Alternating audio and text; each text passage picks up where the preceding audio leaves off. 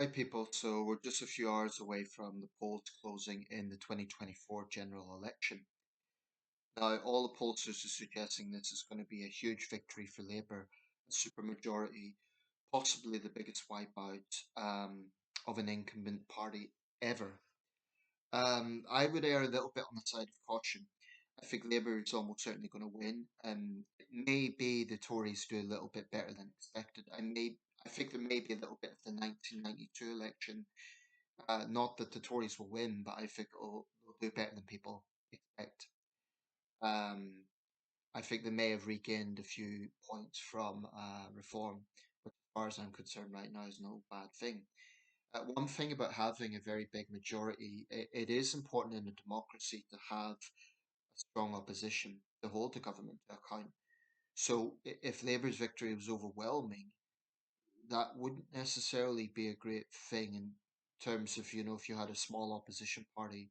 Um, but anyway, that's almost certainly what's going to happen. I think there'll be a few red-faced pollsters if it doesn't happen. Um, I'm going to talk a little bit in this video about Starmer, about the Labour Party, about my feelings about, I'm going to say the incoming Labour government. It's almost going to certainly be that way.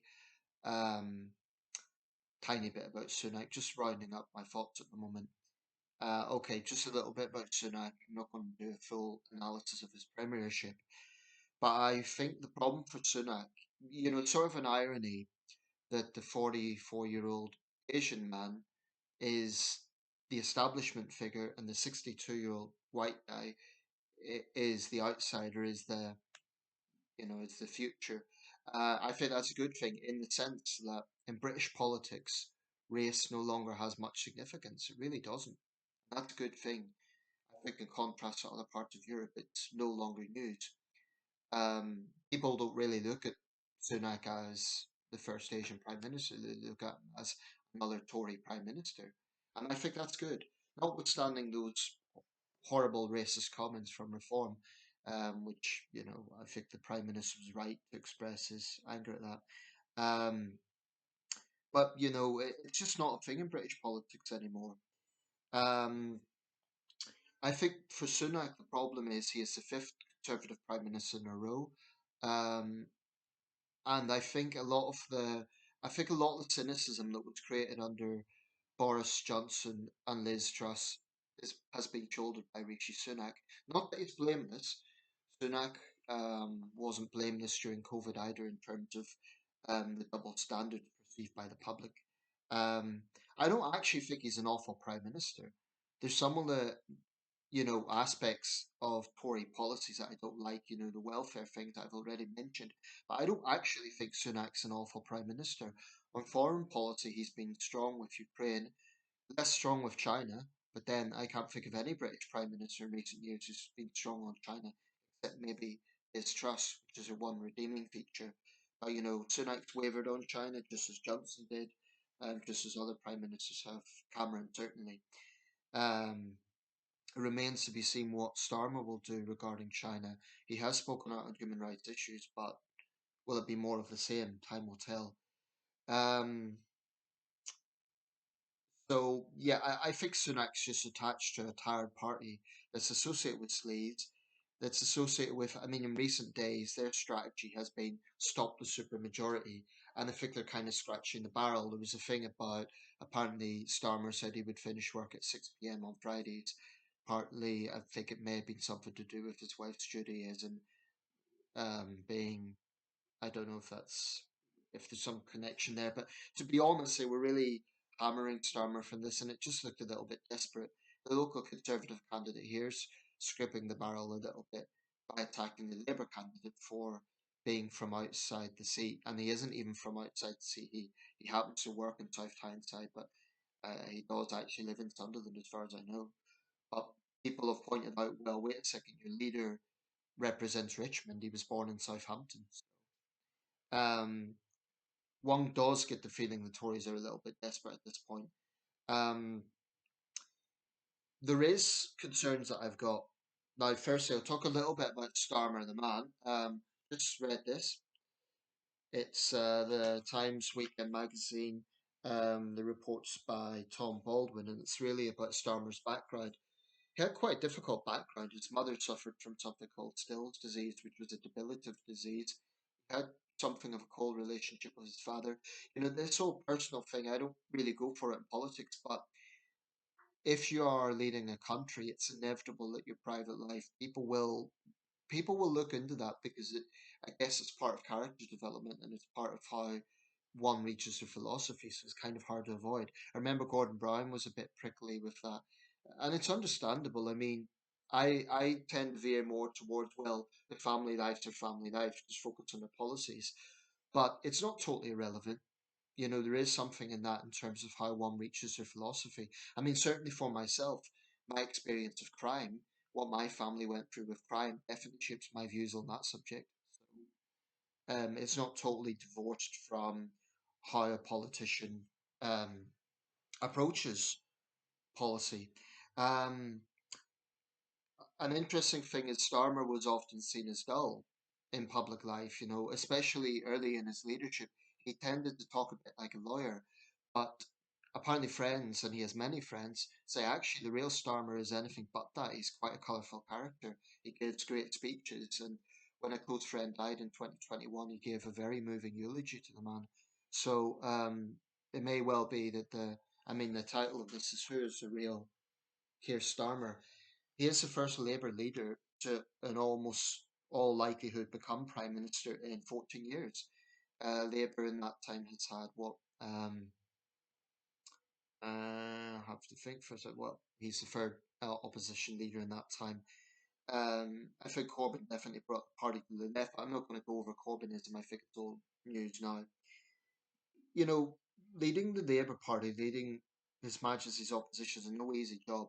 I think Starmer has done quite a good job as opposition leader. I'm not talking about particular ideology, but just in terms of holding the party together. He's had some real challenges. You know, there's been feuds with his deputy. There's been backlash from the hard left, as there always is. It's something Neil Kinnock had to deal with. Um, I think Starmer's done quite a good job as opposition leader now. I'm going to talk about. I made another video about why I think the Tories are losing. I think there's a sense of arrogance. They're associated with sleaze. Um, and frankly, even the areas where one would want to vote for the Tories, like, you know, I'm hardline on crime, so I would have thought the Tories would be the natural party to go to there. One just feels that nothing works. You know, I made a video on this as well. It's just the sense that if you're a victim of a burglary, the police often will not come, whether it's from lack of resources or it's actually a culture within the police that they're not motivated. Who knows? Um, Hospital waiting lists, you know, transport infrastructure. There's just the rise, the cost of living situation. One just feels that it's just not working. Now, I'm old enough to know I've been through this will be about my 10th general election in my lifetime. Um, I'm old enough to know that no government can deliver everything, and inevitably, Labour is going to take time to fix some of the damage the Tories have caused. It isn't going to happen overnight, and I think in some areas people are going to be disappointed because they're not going to see drastic change in the coming weeks or even the coming months. It will take time. Um, and you know, and the big one that I care about, crime and justice, I'm under no illusions. I don't think there's going to be radical changes actually. Labour's vowed to build more prison spaces, but this week Starmer has said inevitably some so-called low-level offenders will be freed early. I'm under no illusions. I'm not going to be inspired by any government. But I've argued before this goes beyond party politics. I genuinely believe the whole system needs to change. I believe the legal establishment needs to change. Foreign policy, I'm not worried at all. I think Starmer's going to be strong in Ukraine. I don't think there's actually a lot of difference between him and Sunak on that, and rightly so. Um, China, I want to see Starmer standing up to China, including the nefarious activities in the UK. No more of, oh, we need to be cautious. I want to see Starmer publicly criticising China's belligerent behaviour, so called wolf warrior diplomacy. I think that would take courage. I think it's important. Um, if Trump wins the White House again, which seems pretty likely, yes, we'll have to work with him. America's a close ally. But I see no reason why we shouldn't have close ties to the EU as well. On the video I made about this Japanese state visit, the Times argued it wasn't one or the other, and I agree with that. There's no reason why we can't have good working relations with Germany, France, the Netherlands, our European neighbours, without going back into the EU. Purist Brexiteers will say, oh, it's a plot to get us back in. Well, I'm sorry, we should have good relations with our closest neighbours.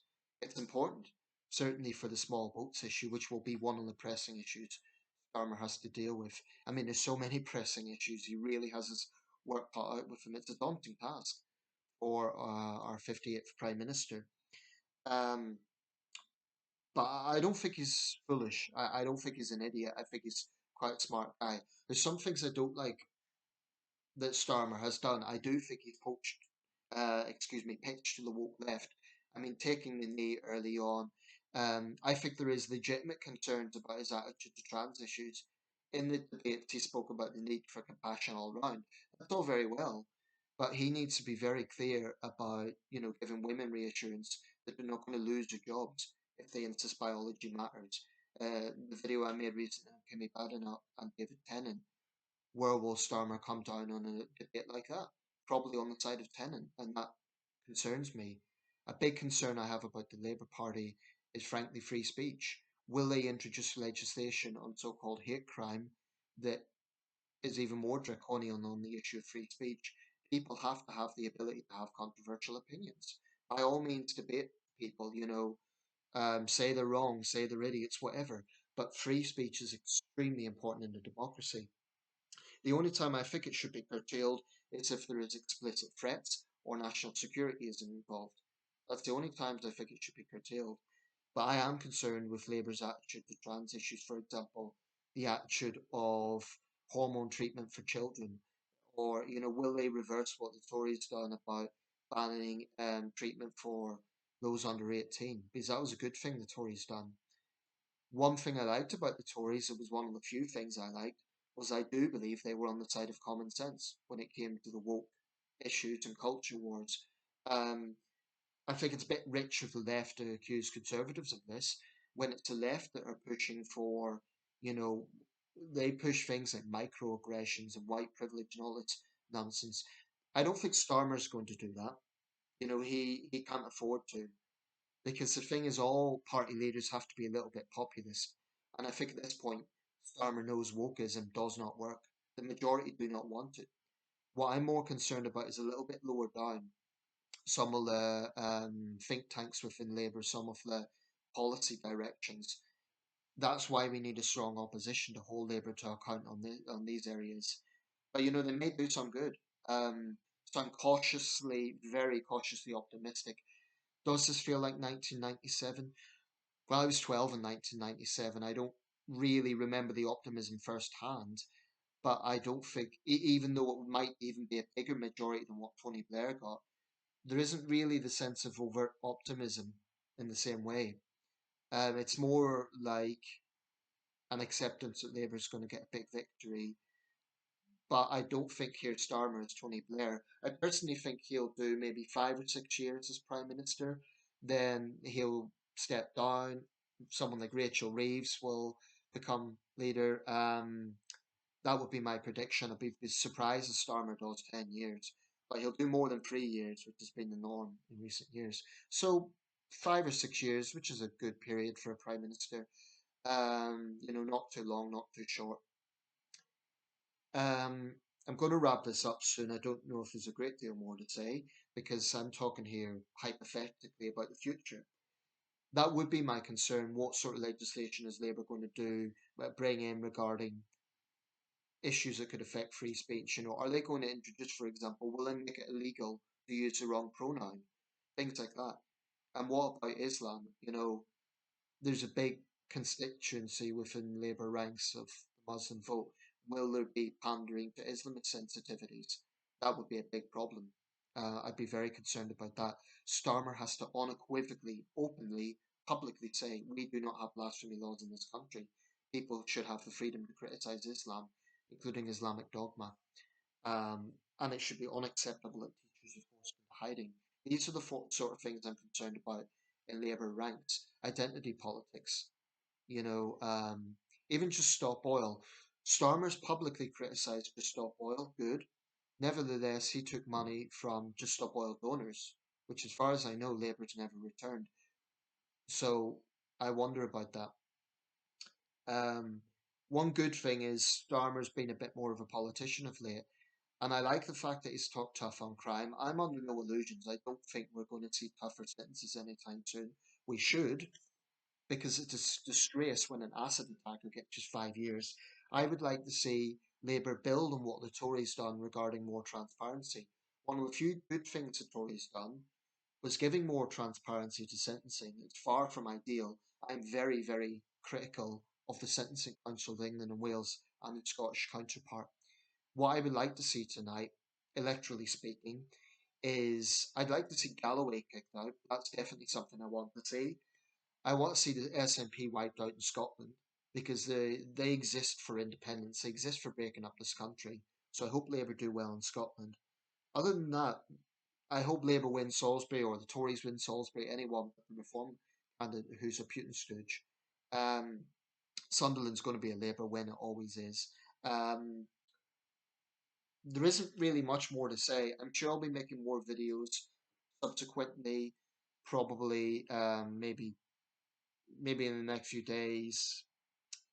But yeah, all Sunak can do is put on a brave front. I mean, in the last 24 hours, he's been taken to basically saying let's stop a supermajority. I think he's effectively conceding. He said it's not over till it's over, but I think he's effectively conceding that. I'm sure I was going to say Mrs. Sunak, Mrs. Murty is going to be packing the bags already. And in a way, I think, they will relish the opportunity to get away from it all. Um, how strong a prime minister will Starmer be? I don't know. I don't think he's stupid actually. I think some of the things he's done was foolish. I think taking the knee was nonsense, but I don't actually think he's foolish. And it'll be interesting to see how this plays out. I'm not dreading a Labour government, but I am certainly concerned about some of the things that I've mentioned. The one redeeming thing is if they have a big majority, there will be a lot of people voting for Labour that have no time for wokeism. And if Starmer goes down that line, then they will not get a big victory in the next election. So um, I'd like to see Starmer get back to bread and butter issues. One last thing, I like to see Labour being more compassionate. They talk about compassion, okay.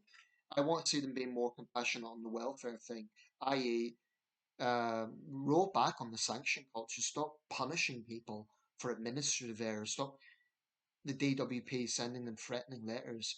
The sanction culture has pushed people over the edge, and it's one of the cruel indictments of Tory rule. Um, but Labour's not going to get everything right. No government can. Um, but I'm cautiously optimistic.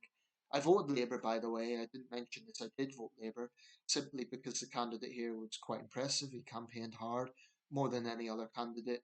Um, and he seems like a decent bloke. You know, not that there's anything particularly standing out about the other candidates. I actually knew the Liberal Democrat candidate, but they just didn't promote him well enough. I could easily have went Liberal Democrat, but I went for Labour. Lewis Atkinson. We'll see what happens. Um, okay, let me know what's going to happen where you live. I'll certainly be staying up late to watch this.